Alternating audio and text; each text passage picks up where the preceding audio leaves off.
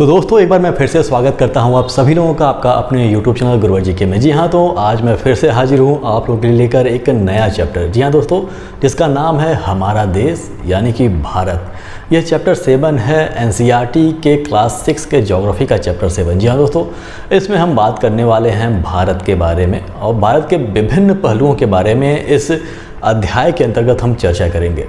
इसमें हम किन किन चीज़ों के बारे में जानेंगे, हम थोड़ा सा समझ लेते हैं उसे। सबसे पहले तो हम जानेंगे कि स्थिति यानी कि इस पृथ्वी पे इस भारत की क्या स्थिति है, यानी कि इसका लोकेशन कहाँ है, इसके बारे में हम जानेंगे। दूसरी बात यह है कि भारत के पड़ोसी देश कौन कौन से हैं। आखिर भारत देश है तो उसके आसपास कुछ तो देश होंगे, उन देशों के बारे में भी हम अध्ययन करेंगे और इसके राजनीतिक एवं प्रशासनिक विभाजन के बारे में भी पढ़ेंगे। अब देखिए, होता यह है कि जो हमारी पृथ्वी है उस पर बहुत सारे प्राकृतिक उच्चावच मौजूद हैं, लेकिन उसे प्रशासनिक रूप से चलाने के लिए, राजनीतिक तौर पर उसे चलाने के लिए उसे बहुत सारे भागों में हमें विभाजन करना पड़ता है ताकि हम बेहतर ढंग से उस पर शासन कर सकें। इसके बारे में हम पढ़ेंगे और साथ में जैसा कि मैंने बताया कि विभिन्न उच्चावचों से मिलकर बना हुआ है हमारा ये भारत, इसलिए हम भौतिक विभाजन के बारे में भी पढ़ेंगे। तो दोस्तों आइए चलिए शुरू करते हैं आज का चैप्टर। सबसे पहले मैं ये बताना चाहूँगा कि भारत की संस्कृति या फिर यहाँ की परंपरा के बारे में यदि हम विचार करें तो हम देखते हैं कि यहाँ पे विभिन्न प्रकार की संस्कृति और परंपराएं पनपती हैं। आप भारत के विभिन्न हिस्सों में जाइए और आपको कुछ अलग भारत दिखाई देगा।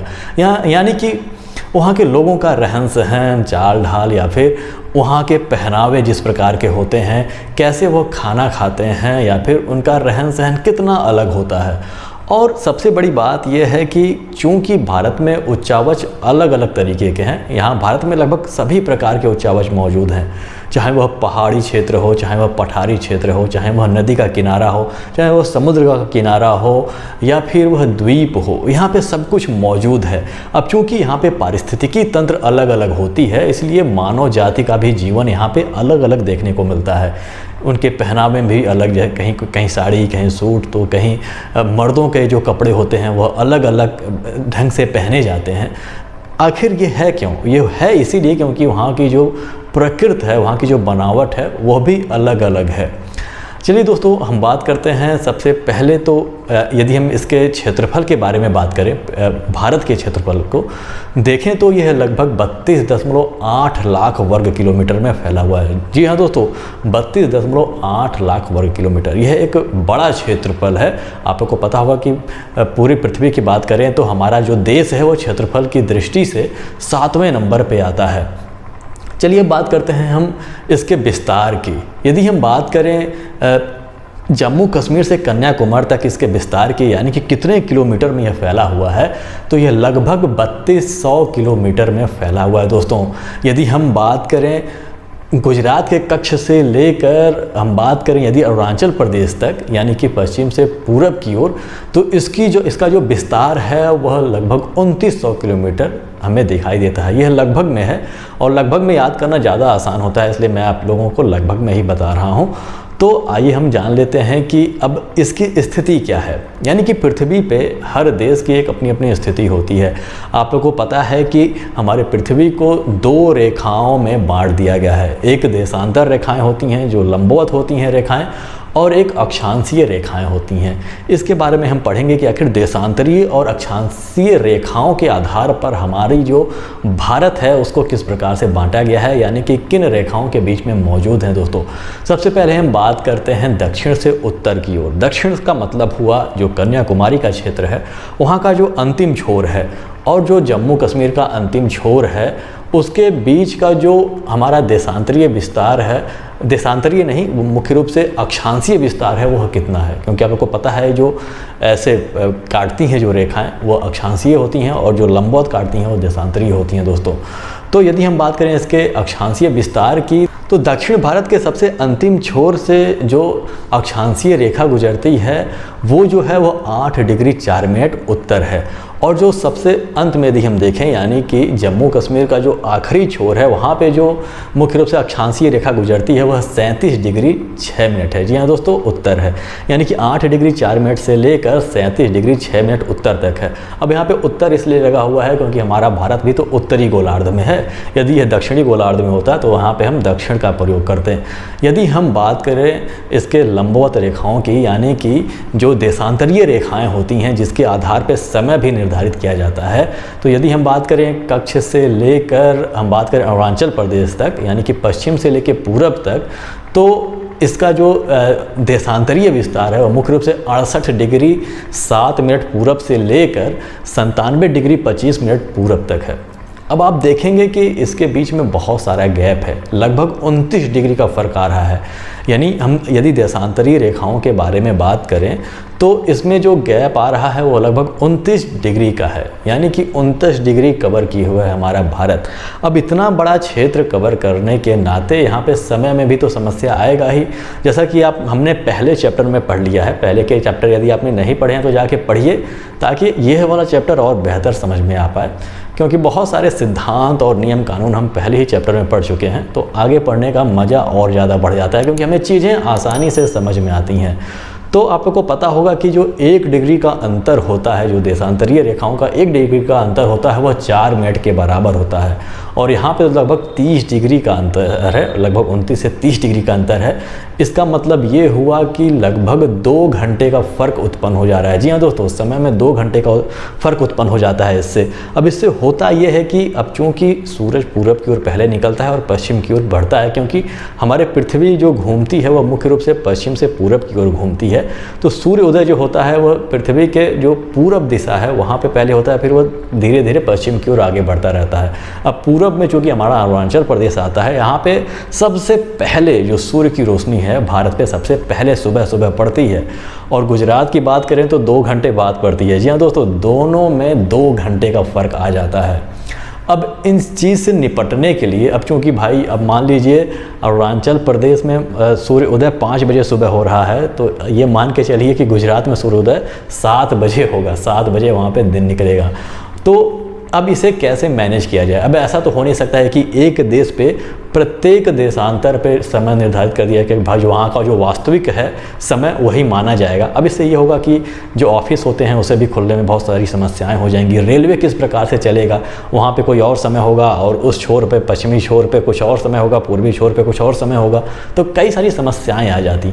अब इसके समाधान के लिए हम देखते हैं कि यहाँ पर एक मानक समय तय किया गया है। मानक समय तय करने के लिए एक मानक देशांतर रेखा भी हमने माना है, जो कि प्रयागराज के नैनी से होकर गुजरता है, जो कि 82.5 डिग्री पे स्थित है। 82.5 डिग्री को जब आप देखेंगे तो आप पाएंगे कि 68 डिग्री 7 मिनट से लेकर 97 डिग्री 25 मिनट के बीचों बीच यह रेखा गुजरती है, यानी कि इसे हमने मानक समय मान लिया। अब इसका मतलब ये हुआ कि जो ग्रीनविच मीन टाइम है उसके आधार पे जो 82-82.5 डिग्री पे जो समय होता है वास्तविक समय, वही समय पूरे भारत में लागू कर दिया जाता है। इस बात को इग्नोर करते हुए कि सूर्य कहाँ पहले उग रहा है और कहाँ अस्त पहले हो रहा है, इससे कोई मतलब नहीं है। उसी को जो एक हमारा जो माध्यमान है, जो समय का जो मध्यमान है, उसे हमने मान लिया है, जो कि 82.5 डिग्री पे स्थित है। इससे हुआ ये कि पूरे हमारे भारत पे समय एक बराबर हो गया, यानी कि यदि 8 बजे यदि अरुणाचल प्रदेश में ट्रेन का समय है तो वही ट्रेन का समय अब गुजरात के लोगों को भी पता होगा कि वहाँ से 8 बजे चल रही है। और भले ही वहाँ पे जो सूर्य उदय हो थोड़ा सा पहले हो जाए, यहाँ पे बाद में उससे मतलब नहीं है, यहाँ पे टाइम मैनेजमेंट हो जाता है। आप लोग को पता होगा कि हमारा जो ग्रीनविच मीन टाइम है जो कि लगभग यूरोप के बीचों बीच स्थित है, वहाँ पे जो समय होता है उसे हम शून्य मानते हैं। और जैसे जैसे आप पूरब दिशा में बढ़ेंगे देशांतरीय रेखा को पकड़ते हुए, तो वैसे वैसे आपके समय के मान में बढ़ोतरी होती है। और जैसे जैसे आप पश्चिम की ओर वहाँ से बढ़ेंगे ग्रीनविच मीन टाइम से, वैसे वैसे घटोतरी होती रहती है। अब चूँकि वहाँ से 82.5 डिग्री का अंतर है, तो 82.5 डिग्री का अंतर का मतलब ये हो गया कि यहाँ के और वहाँ के समय में 5.5 घंटे का अंतर हो जाता है। जी हाँ दोस्तों, यदि ग्रीनविच मीन टाइम में यदि कोई समय हो रहा है, मान लीजिए सुबह का 6 बज रहा है, तो भारत में पता है कितना बजेगा? भारत में, और चूंकि भारत में पहले सूर्योदय होता है, वहाँ बाद में सूर्योदय होगा, तो भारत में जो समय होगा वह आगे होगा, यानी कि 5.5 घंटे आगे। अब वहाँ पे चूँकि सुबह का 6 बज रहा है, तो भारत में 6, 7, 8, 9, 10, 11, 11:30 बजेंगे। तो इस प्रकार से हम समय का गणना करते हैं। तो ये आप लोग समझ गए होंगे मुझे लगता है। और सबसे बड़ी बात है कि अब जो हमारा जो, जैसा कि मैंने कहा कि हमारी जो भारत भूमि है वो मुख्य रूप से उत्तरी गोलार्ध में पड़ती है। उत्तरी गोलार्ध का मतलब ये हुआ कि विषुवत रेखा से उत्तरी ध्रुव के ओर पड़ती है। दक्षिणी ध्रुव की ओर यदि पड़ती है तो उसे हम लोग दक्षिणी गोलार्ध कहते हैं। अब जो एक और रेखा, जो मुख्य रेखा है, जो एक प्रमुख, ये जो कहा जाता है, जो अक्षांशीय रेखा है, जिसे हम कर्क रेखा कहते हैं, और एक होता है मकर रेखा। तो आपको पता होगा कि कर्क रेखा जो है वह हमारे भारत से बीचों बीच होकर गुजरती है, जो कि 23.5 डिग्री की रेखा है। 23.5 डिग्री उत्तर की रेखा जो है वह कर्क रेखा कहलाती है, वो इसके मध्य से होकर गुजरती है दोस्तों। अब तो ये हो गया मुख्य रूप से स्थिति के बारे में, यानी कि हमारी पृथ्वी पे हमारा जो भारत है उसकी स्थिति क्या है। अब हम बात करेंगे भारत के पड़ोसी देशों के बारे में। भारत का पड़ोसी देश कितने हैं? अब चूंकि आप देखेंगे कि यहाँ पे प्रायद्वीपीय भारत का भी नाम लिया जाता है। आप लोग देखते होंगे, जब मैप देखते होंगे तो आप लोग को पता होगा कि भारत 3 ओर से समुद्र से घिरा हुआ है, लेकिन ऊपर जैसे आप बढ़ेंगे, जैसे जैसे आप उत्तर की तरफ बढ़ेंगे, वैसे वैसे आप देखेंगे कि यहाँ पे स्थल से यह घिरा हुआ है। अब हुआ ये कि भारत के जो सीमावर्ती जो देश थे आसपास के, वह 2 भागों में विभाजित किए जाते हैं। एक ऐसे देश जो जिसकी सीमा जो है वह स्थलीय सीमा लगती है, और जो दूसरा है जो जलीय सीमा से अपना जो सीमा है वह साझा करता है दूसरे देशों के साथ। स्थलीय सीमा साझा करने वाला जो देश है भारत के साथ, वह कुल मिलाकर 7 ऐसे देश हैं पड़ोसी, जो भारत के साथ स्थलीय सीमा साझा करते हैं। यदि हम घड़ी की दिशा में, सुई की दिशा में आगे बढ़ें, यानी कि क्लॉकवाइज आगे बढ़ें, तो सबसे पश्चिम में यदि हम देखेंगे भारत के नक्शे पे, तो हमें मिलेगा पाकिस्तान। पाकिस्तान के थोड़ा सा ऊपर बढ़ेंगे तो हमें मिलता है अफ़गानिस्तान, थोड़ा सा और जब एकदम ऊपर आप चले जाते हैं तो आपको मिलता है चीन, और फिर मिलता है नेपाल, फिर भूटान, फिर म्यांमार, और फिर हमारा जो है, जो भारत का हिस्सा था कभी, बांग्लादेश। यह 7 ऐसे देश हैं जो स्थलीय सीमा साझा करते हैं, और 2 देश ऐसे हैं जो जलीय सीमा साझा करते हैं। एक तो हमारा हो गया श्रीलंका, और जो दूसरा हो गया वो हो गया मालदीव। ये 2 ऐसे देश हैं जो समुद्री सीमा साझा करते हैं दोस्तों। तो ये हो गया हमारे पड़ोसी देशों के बारे में। इसके बारे में विस्तार में हम अब आगे के क्लासों में पढ़ेंगे, क्योंकि आप लोग को पता है कि कक्षा 6 है, तो यहाँ पे बहुत सारा विस्तार नहीं पढ़ रहे हैं, हम बस अपने कॉन्सेप्ट को क्लियर करने का प्रयास कर रहे हैं दोस्तों। अब हम बात करते हैं राजनीतिक और प्रशासनिक विभाजन। तो जैसा कि हमने बताया कि हमारा जो भारत है वो विभिन्न प्रकार के उच्चावचों में बटा हुआ है, कहीं पहाड़ी है, कहीं पठारी है। लेकिन सबसे बड़ी बात है कि अब चूँकि ये बहुत बड़ा क्षेत्रफल वाला देश है, तो यहाँ पे कुशल प्रशासन चलाने के लिए यहाँ पे इसे कई हिस्सों में बांटना ज़रूरी था। इसलिए इसे कई सारे प्रदेशों में, कई सारे राज्यों में इसे बांटा गया, ताकि कुशल प्रशासन चलाया जा सके। जैसा कि आप लोगों को नाम सुना है, एक तो होता है केंद्र सरकार, जो केंद्र पे पूरे भारत पे शासन करता है, और जो दूसरा होता है वह राज्यों के मुख्यमंत्री होते हैं। जैसे उत्तर प्रदेश हो गया, गुजरात हो गया, तमिलनाडु हो गया, केरल हो गया, छत्तीसगढ़ हो गया, उड़ीसा हो गया। ऐसे ये राज्य हैं जो अलग अलग प्रांतों में बांटे गए हैं, ताकि प्रशासन जो है वो अच्छे ढंग से चलाया जा सके, क्योंकि छोटे छोटे स्तर पे ये हो पाएगा। और इसमें बहुत सारे पहलू काम आते हैं। यह केवल भौगोलिक रूप से इन्हें केवल नहीं बांट दिया गया है, वहाँ पे लैंग्वेज का मैटर था, लोगों के रहन सहन का मैटर था, वहाँ पे बहुत सारी चीज़ें, बहुत सारे पहलू इसमें काम कर रहे थे। तो यदि हम वर्तमान समय में देखें तो भारत में मुख्य रूप से इस समय 28 राज्य हैं, 28 सामान्य राज्य हैं, और 8 जो हैं वह केंद्र शासित प्रदेश हैं। इसमें हमेशा बदलाव होता रहता है। केंद्र शासित प्रदेश वो होते हैं जिसपे केंद्र का सीधा प्रशासन होता है, यानी कि केंद्र, यानी कि जो इस समय मोदी गवर्नमेंट है वह वहाँ पे प्रशासन अपना संभालती है।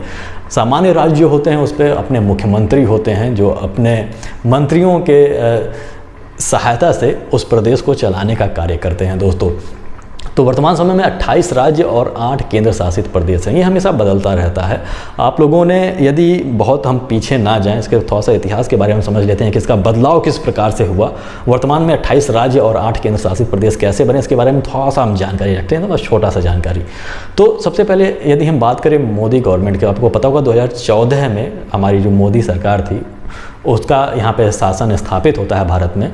उसके पहले जो स्थिति थी भारत में ये थी कि यहाँ पे 28 राज्य और 7 केंद्र शासित प्रदेश थे। 2 जून 2014 को एक परिवर्तन देखने को मिलता है और वो ये मिलता है कि हमारा जो राज्य था, ये जो मुख्य रूप से आंध्र प्रदेश को 2 भागों, 2 राज्यों में बांट दिया गया। एक तो आंध्र प्रदेश का अपना मूल राज्य है ही, उसका छोटा सा हिस्सा जो है वो काट के एक अलग राज्य तेलंगाना बना दिया गया। अब चूँकि वह सामान्य राज्य थे तो स्थिति ये थी कि चूँकि 28 राज्य और 7 केंद्र शासित प्रदेश थे, तो अब यहाँ पे हो गया 29 राज्य और 7 केंद्र शासित प्रदेश, ये स्थिति हुई। उसके बाद एक और परिवर्तन देखने को मिलता है, हमारे जो ऊपरी जो प्रदेश हैं, जो जम्मू कश्मीर का हिस्सा है, जो कि पहले एक सामान्य राज्य में यानी कि 28 राज्यों में गिनती उसकी होती थी। अब हुआ ये यहाँ पे कि अब चूँकि 29 राज्य बन चुका था, 28 राज्य और एक तेलंगाना का राज्य, तो यहाँ पे हुआ ये कि अब धारा 370 हटाया गया, धारा 35A था उसे ख़त्म किया गया, और परिवर्तन ये सबसे बड़ा कर दिया गया कि जम्मू कश्मीर को 2 भागों में विभाजित करके उसे 2 केंद्र शासित प्रदेश बना दिया गया। एक जम्मू कश्मीर का रीजन और एक दूसरा लद्दाख का रीजन। अब चूँकि वह एक सामान्य राज्य था, अब चूँकि 29 राज्यों में वो गिनती होती थी, तो 29 राज्य घट के अब हो गए 28 राज्य और 7 केंद्र शासित प्रदेश थे। तो ये 2 नए राज्यों के गठन होने के नाते अब हो गए राज्यों की संख्या जो हो गई, केंद्र शासित प्रदेश राज्यों की संख्या जो हो गई वह 9 हो गई। अब स्थिति ये हुई कि भारत में पुनः 28 राज्य और 9 केंद्र शासित प्रदेश हो गई। आज की स्थिति क्या है? 28 राज्य और 8 केंद्र शासित प्रदेश। अब फिर से जो एक बदलाव थोड़े समय बाद देखने को मिलता है कि आप लोग को पता होगा कि 2 पहले के एक केंद्र शासित प्रदेश थे, एक दमन और दीव, दूसरा दादर नागर हवेली। अब ये 2 अलग अलग केंद्र शासित प्रदेश थे। अब इसे मोदी सरकार ने किया कि इसे ज्वाइंट करके एक ही क्षेत्र स्थापित कर दिया, यानी कि इसे एक ही केंद्र शासित प्रदेश बना दिया, दादर नागर हवेली और दमन दीव को। अब हुआ ये कि चूंकि 9 केंद्र शासित प्रदेश थे तो एक घट गया, चूंकि मर्ज हो गया एक ही में, तो अब बचे 8 केंद्र शासित प्रदेश, यानी कि 28 राज्य और 8 केंद्र शासित प्रदेश। और इसमें अलग अलग तरीके से, अलग अलग ढंग से हम शासन स्थापित करते हैं, कहीं उप गवर्नर के जरिए और कहीं उप गवर्नर और मुख्यमंत्री के जरिए और कहीं केवल मंत्रियों के जरिए हम शासन स्थापित करते हैं। अब हम बात करते हैं दोस्तों इसके भौतिक विभाजन की। भौतिक विभाजन एक महत्वपूर्ण पहलू है, चूँकि हम पढ़ रहे हैं ज्योग्राफी। अब जैसा कि मैंने बताया कि भारत में लगभग हर प्रकार के उच्चावच की मौजूदगी है। उच्चावच के बारे में यदि आप नहीं जानते हैं तो पिछले चैप्टर में जाइए, पढ़िए। मैं दोबारा नहीं समझाने वाला कि उच्चावच क्या होता है। उच्चावच मुख्य रूप से, चलिए मैं बता देता हूँ एक ऊपरी तौर पे, कि उच्चावच मुख्य रूप से अलग अलग भूभाग होता है। जैसे यदि किसी क्षेत्र पे पहाड़ी है या पर्वत है तो वह एक अलग प्रकार का उच्चावच हुआ। जो समतल मैदान है वह एक अलग प्रकार का उच्चावच कहा जाएगा। नदियां हैं या फिर जो मुख्य रूप से आप देखें तो जो पठारी क्षेत्र है वह एक अलग प्रकार का उच्चावच होता है। रेगिस्तानी क्षेत्र एक अलग प्रकार का उच्चावच होता है। तो इसे ही हम उच्चावच कहते हैं। यानी कि पृथ्वी पे अलग अलग जो स्थिति होती है, अलग अलग जो भूभाग होती है, जो एक अलग प्रकार का डिजाइन या फिर एक अलग प्रकार का बनावट लिए हुई रहती है, उन्हें हम उच्चावच कहते हैं दोस्तों। अब भारत की स्थिति क्या है कि भारत में लगभग सभी प्रकार के उच्चावच मौजूद हैं। यदि हम सबसे पहले उत्तर भारत की बात करें, यानी कि सबसे ऊपरी छोर की बात करें, जहाँ पे हमारा हिमालय मौजूद है, तो हिमालय की पर्वत श्रृंखला यहाँ पर को देखने को मिलेगी। अब हिमालय की पर्वत श्रृंखला को हम मुख्य रूप से 3 भागों में विभाजित करते हैं, समांतर रूप से विभाजित करते हैं, उत्तर से लेकर दक्षिण की ओर। जो सबसे उत्तरी भाग है हिमालय का, उसे हम कहते हैं हिमाद्री या फिर बृहद हिमालय। बृहद हिमालय इसलिए कहा जाता है क्योंकि यही वह स्थान है जहाँ पे दुनिया के सबसे ऊंचे ऊंचे जो पर्वत श्रृंखलाएं हैं वह मौजूद है। हमारा जो हिमालय है, जो माउंट एवरेस्ट है, वह इसी हिमालय पे यानी कि हिमाद्री पे ही मौजूद है या फिर बृहद हिमालय पे ही मौजूद है। उसको थोड़ा सा नीचे जब आएंगे यानी कि लगभग मध्य हिमालय में, तो आपको वहाँ पे मध्य हिमालय या फिर हिमाचल का क्षेत्र मिलेगा। और जब सबसे आप दक्षिण में आएंगे, यानी कि जो जहाँ पे मतलब जहाँ से शुरुआत होता है, एक तरह से आप कहें कि समतल भूमि का, उसके ऊपरी वाला जो हिस्सा है वो जो होता है वह शिवालिक कही जाती हैं दोस्तों। तो ये हिमालय का बंटवारा हो गया। अब हिमालय के अब थोड़ा सा दक्षिण में जब आएंगे तो आपको उत्तर भारत का विशाल मैदान क्षेत्र मिलेगा, समतल मैदान क्षेत्र मिलेगा। इन जो मैदानों का जो निर्माण हुआ है वो मुख्य रूप से गंगा हो गया, उसके बाद ब्रह्मपुत्र हो गया और सिंधु नदियों और उसकी सहायक नदियों के द्वारा जो मिट्टी काटकर लाई गई हैं, यानी कि अपक्षय और अपर्दन की प्रक्रिया के कारण इन समतल ज़मीनों का, इन समतल उत्तरी भूभाग का निर्माण हुआ है, जो कि बहुत अधिक उपजाऊ है। और उपजाऊ होने के नाते यहाँ पे संसाधन आसानी से चल लेते हैं, क्योंकि रोड बिल्कुल बराबर हैं, नदियों की उपलब्धता यहाँ बहुत अधिक है। यही कारण है कि यहाँ पे जनसंख्या भी है जो भारत में सबसे अधिक पाई जाती है ज़मीनी स्तर पर, यानी कि जहाँ पे समतल ज़मीन होते हैं। अब इसके जब आप पश्चिम में जाएंगे, यानी कि उत्तर भारत के मैदानों के पश्चिम में जब आप जाएंगे तो आपको एक बृहद रेगिस्तान का क्षेत्र दिखाई देगा, जो मुख्य रूप से राजस्थान के हिस्से में फैला हुआ है। आप यहाँ पर रेगिस्तान भी देखेंगे। इसी क्षेत्र में गुजरात और ये मुख्य रूप से राजस्थान का कुछ हिस्सा है, वहाँ पे आपको अरावली पर्वत की श्रृंखलाएँ भी दिखाई देंगी। अरावली अपने आप में ही एक सबसे बड़ा महत्व इसलिए रखता है क्योंकि ये भी एक फोल्डेबल माउंटेन है हिमालय की तरह, लेकिन यह सबसे प्राचीन है, पूरे विश्व में सबसे प्राचीन जो ये पर्वत श्रृंखलाएं हैं ये, और यह इतना घिस गई हैं, इसका इतना अपर्दन हुआ है कि अब इसकी जो हाइट है वो बहुत कम हो गई है, क्योंकि बहुत पुराने पर्वत जब पृथ्वी का निर्माण हुआ उसके बाद के जो पर्वत जो बने उनमें ये शामिल किए जाते हैं दोस्तों। वहीं आप यहाँ पे विंध्याचल की पर्वत भी आप देखेंगे। और उसके जब आप नीचे आएंगे, यानी कि दक्षिण में आएंगे, तो आपको त्रिभुजाकार पूरा विस्तृत आप लोगों को पठारी क्षेत्र देखने को मिलेगा। पठारी क्षेत्र मुख्य रूप से यहाँ पे आप लोग को पता होगा कि यहाँ पे खनिज जो होता है वो भरपूर मात्रा में मिलता है। और इन पठारों के अंत में दोनों सिरों पे आप लोगों को भारत के, यानी कि पश्चिमी सिरे और पूर्वी सिरे पे आप लोग को पश्चिमी घाट और पूर्वी घाट मिलेगा।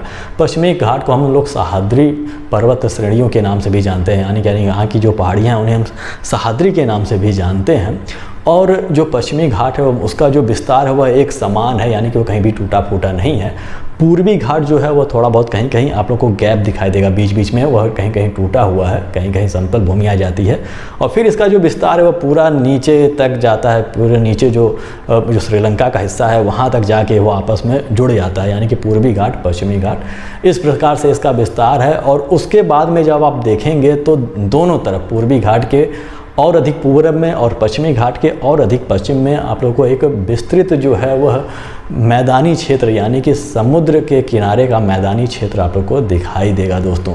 तो इस प्रकार से ये भारत का जो था वह विभाजन था, भौतिकी विभाजन। और मुख्य रूप से आप देखेंगे तो समुद्र में भी आप भारत के कुछ भूभाग देखेंगे जो मुख्य रूप से आइसलैंड है। जैसे कि अरब सागर की बात करें तो वहाँ पे लक्षद्वीप मौजूद है, और जो हमारा बंगाल की खाड़ी है वहाँ पे अंडमान और निकोबार द्वीप समूह मौजूद है। तो इस प्रकार से दोस्तों भारत का विभाजन किया गया है। तो ये आज अंतिम था, ये लगभग भौतिक विभाजन हमारा समाप्त हो चुका है दोस्तों। और आशा करता हूँ कि ये वीडियो आप लोगों को समझ में आया होगा और वीडियो अच्छा लगा होगा। यदि अच्छा लगा तो इसे लाइक कर दीजिएगा, दोस्तों के साथ शेयर भी करिएगा। और हम जल्द ही इसका नेक्स्ट चैप्टर लेके आने वाले हैं, यानी कि चैप्टर 8। तो तब तक के लिए बाय बाय दोस्तों।